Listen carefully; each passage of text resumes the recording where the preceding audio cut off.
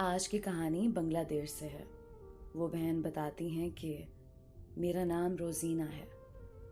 میری شادی کے فوراً بعد ہی میرے شوہر پر بچہ پیدا کرنے کا جنون سوار تھا۔ اسے کسی بھی قیمت پر بچہ چاہیے تھا۔ اس نے کہا ہمارا بچہ ہماری محبت کی علامت ہوگا۔ میں کچھ ہی مہینوں میں حاملہ ہو گئی اور ہم اپنے پہلے بچے کی زندگی کے متعلق منصوبہ بنانے لگے۔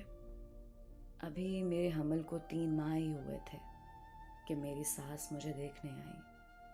ہم سب بہت خوش تھے اور میری ساس نے کہا مجھے ایک خوبصورت پوتا ملنا ہے۔ میرے شوہر اس پر بہت خوش ہوئے اور خوشی خوشی انہوں نے بیٹے کا نام سوچنا شروع کر دیا۔ اس سے پہلے کہ وہ کوئی نام چنتے میں گھبرا گئی اور سرگوشی میں کہا اگر لڑکی ہوئی تو پھر کیا ہوگا؟ میرے شوہر نے کہکا لگا کر کہا ممکن نہیں ہے، ضرور لڑکا ہی ہوگا۔ کچھ ہی ماہ بعد مجھے طلاق ہو گئی۔ جب اسے پتا چلا کہ ہمارے ہاں بیٹی ہونی ہے، وہ مجھے حمل گرانے پر مجبور کر رہا تھا۔ مجھے اپنی بیٹی اور اپنے شوہر میں سے کسی ایک کا انتخاب کرنا تھا، تو میں نے اپنی بیٹی کو چن لیا اور شوہر سے علیحدگی اختیار کر لی۔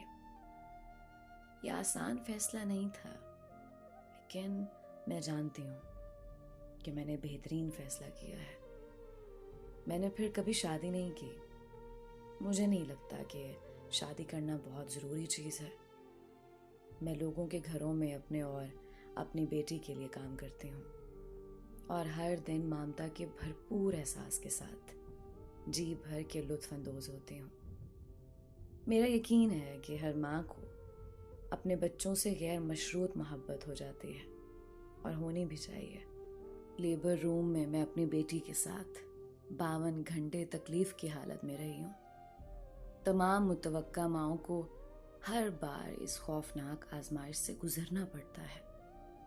مجھے نہیں لگتا کہ ضرورت پڑنے پر کوئی بھی ماں اپنی اولاد کو بچانے کے لیے خود کو کسی چلتی ریل گاڑی کے آگے پھینک دینے سے بھی دریغ کرتی ہوگی۔ اگر آپ کہتے ہیں کہ میں ایک خود غرض ماں ہوں تو مجھے اتفاق ہے۔ ہاں، میں ایک خود غرض ماں ہوں۔